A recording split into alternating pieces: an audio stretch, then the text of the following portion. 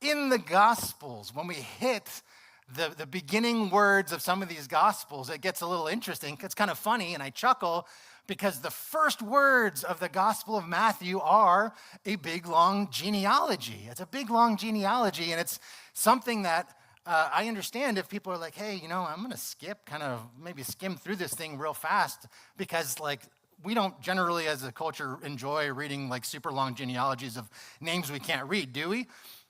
But in the Old Testament, in those times, that was the best part to them. They're like, yes, he put the genealogies first. He put the good stuff at the top.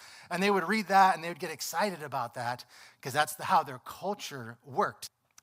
Many of us modern thinkers, we might look at that and say, why? What's the big deal? Why do we have to know all of these different generations from Abraham? And it's what Matthew is trying to do. He's writing to a Jewish audience in that first century. And to them, it was extremely important because their idea of the Savior of the world, the Messiah, had to come from the bloodline of King David. He had to be by the blood, the lineage of the King David. On the surface, in a genealogy like this, like I said, they're trying to establish that Jesus was a blood descendant of the line of the King of Israel, that he was in line for the throne. That was the qualification for their Messiah.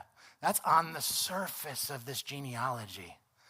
Under the surface of this genealogy, when we start to mine a little bit deeper, when we dig deeper, Matthew is doing something much deeper. We're going to explore that. There's so much going on in such a skippable section of the Bible. And we're going to find some precious gems in here among the rocks of semi-pronounceable names like Aminadab. So let's read Matthew chapter 1, verses 1 to 6 together. I'm going to do my best to pronounce some of these names. All right, so here we go. The book, first verse of Matthew.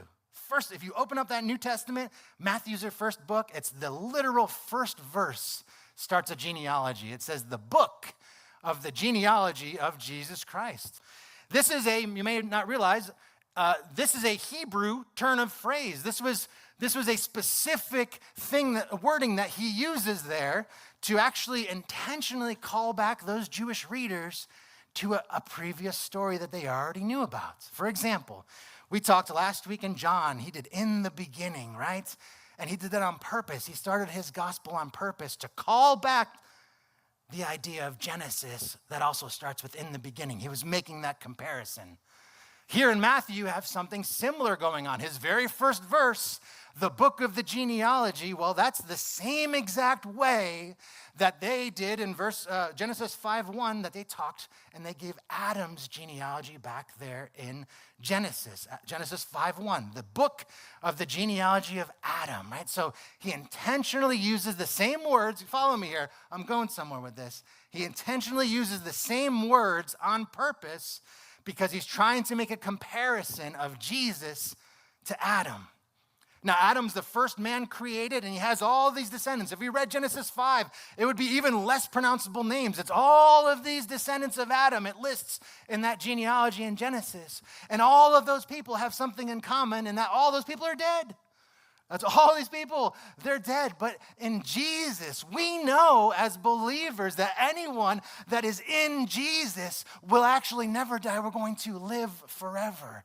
And Matthew is setting this comparison at the top by comparing and using those exact words to the genealogy of Jesus and the genealogy of Adam. It's going to get